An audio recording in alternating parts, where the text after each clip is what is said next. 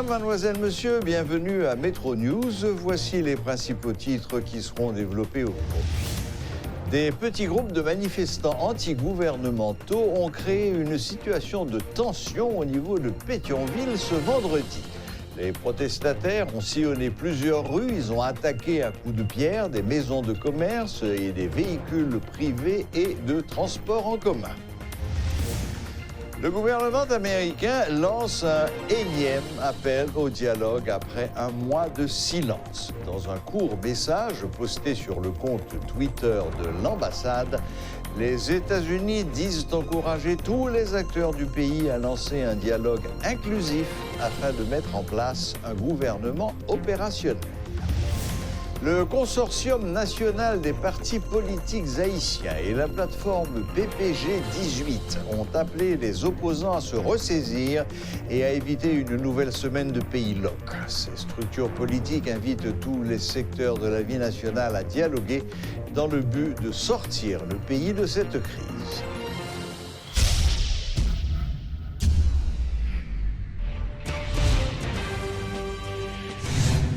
Une vive tension a régné une nouvelle fois ce vendredi à Pétionville. Des petits groupes de manifestants ont perturbé la circulation, contraint les marchands à vider les lieux où ils avaient étalé leurs produits. Des maisons de commerce, des véhicules privés et de transport en commun ont essuyé des jets de pierre. Dispersés à coups de gaz lacrymogène et de tirs de sommation, les protestataires ont lancé des pierres en direction des forces de l'ordre, ce qui a créé un vent de panique. Quelques heures plus tard, ils se sont reconstitués en vue de continuer d'exiger la démission du président Jovenel Moïse. Ils ont mis fin à leur mouvement très tard dans l'après-midi.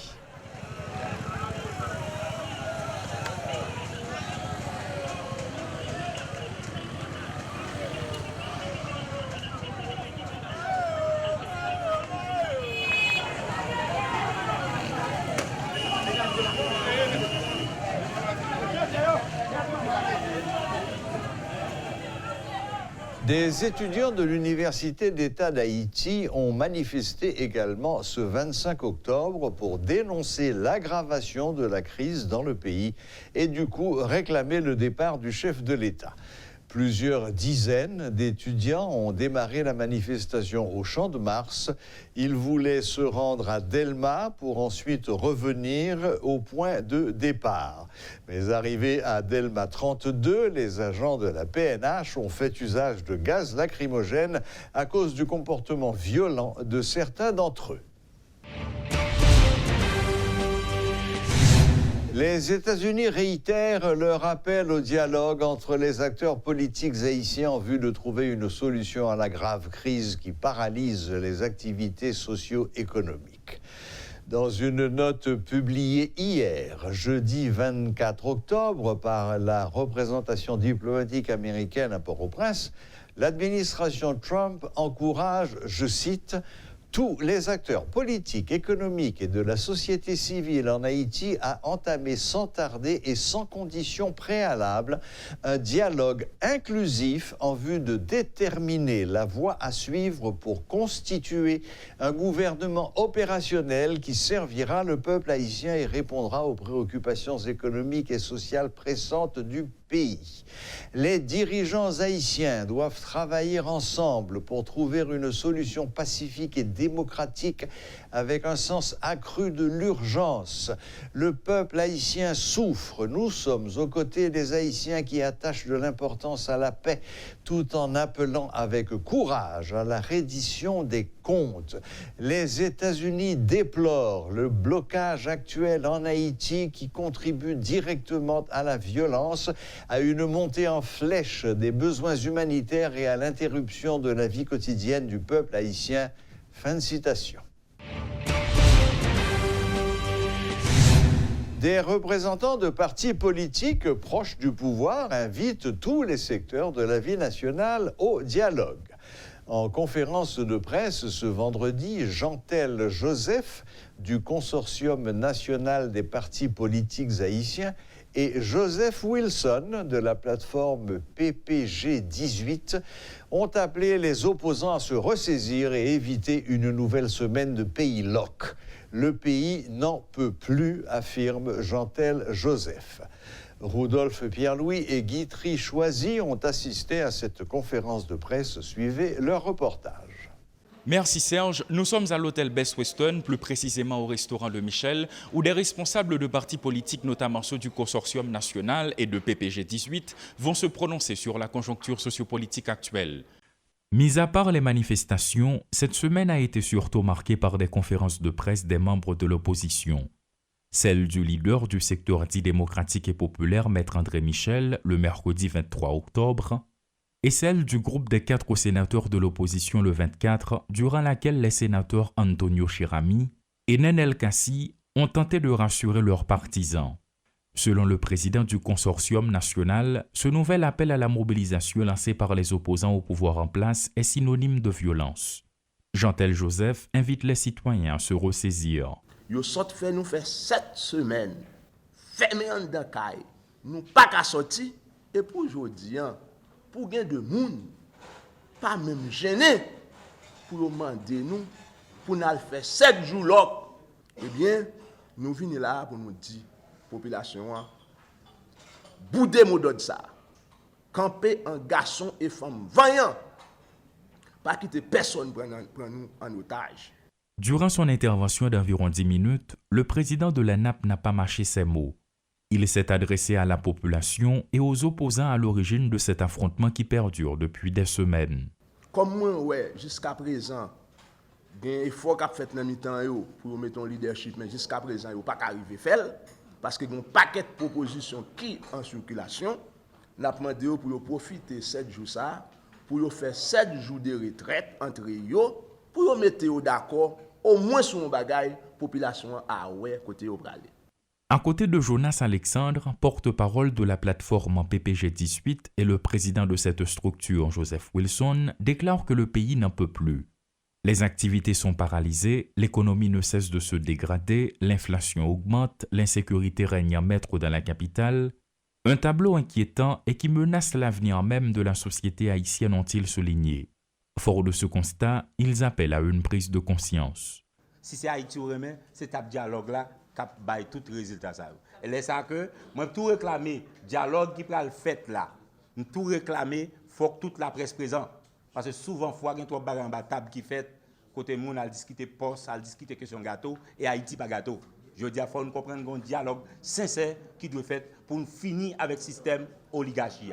PPG 18 à Consortium national parti politique haïtien yo a continué à demander dialogue entre tout acteur politique yo. En somme, ces responsables de partis politiques lancent un appel au dialogue à tous les secteurs de la vie nationale, car selon eux, c'est la seule issue possible pour trouver une solution à la crise. Guy Trichoisy et Rudolf Pierre-Louis pour Télémétropole.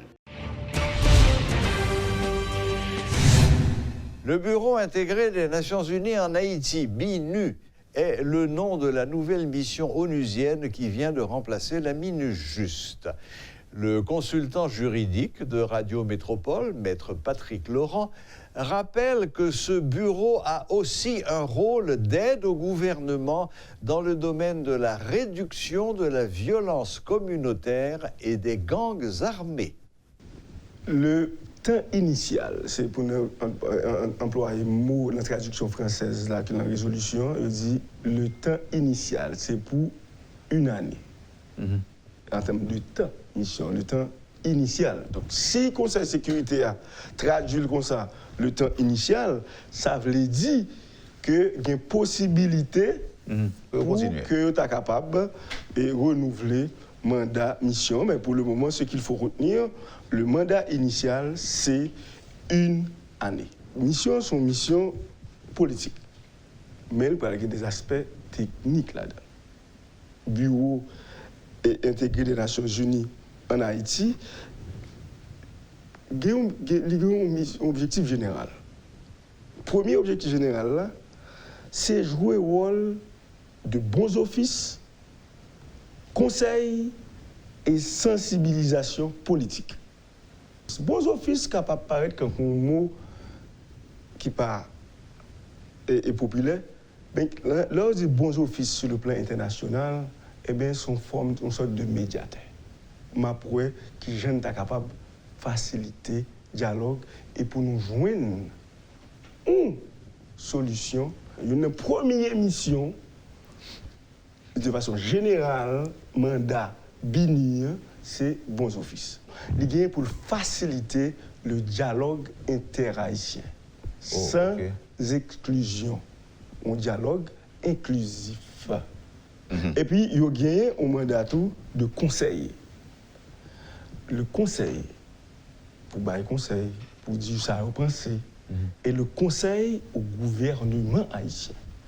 Donc ça veut dire que c'est le consultant. Donc la mission, ça doit composer des groupes consultatifs suivants dans la résolution. Un groupe chargé des questions politiques et de la bonne gouvernance. En deux missions, ça.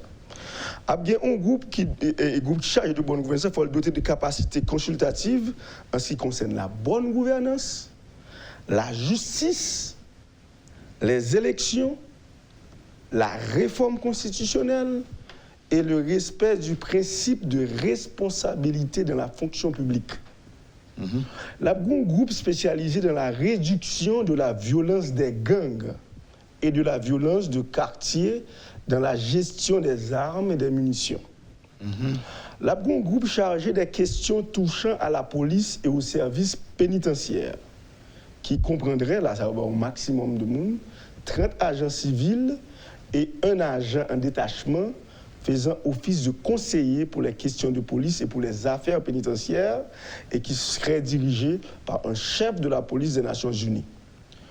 Un groupe chargé des droits de l'homme, un groupe chargé des questions de sécurité, un groupe d'appui à la mission, ainsi que des unités chargées de l'information, des fonctions consultatives en matière d'égalité des genres, de la coordination et des fonctions juridiques, y compris un défenseur ou une défenseuse des droits des victimes relevant du bureau de la représentante spéciale du secrétaire général. Parce qu'il y a deux volets, la mission sont aide.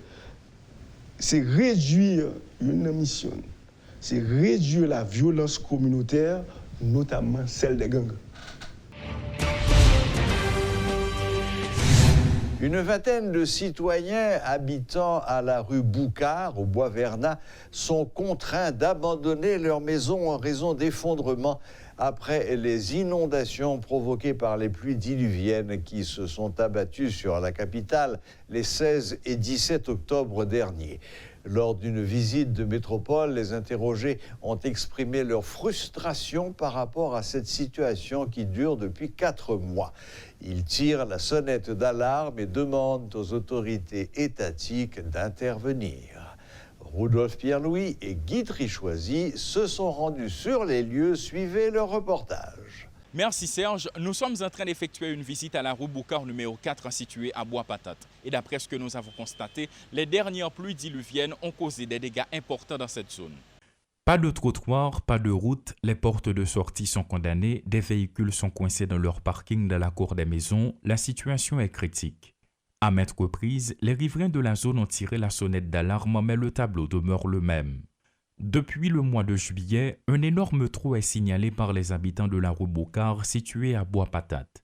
Rien de concret n'a été fait jusqu'au mois d'octobre et depuis, la situation s'est aggravée. Les pluies diluviennes qui se sont abattues sur la capitale ont causé des dégâts importants.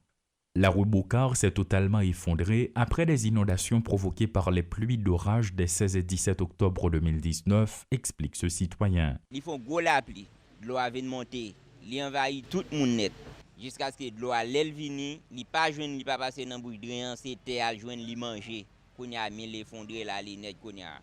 Pour le moment, c'est un véritable casse-tête pour les riverains de sortir de leur maison.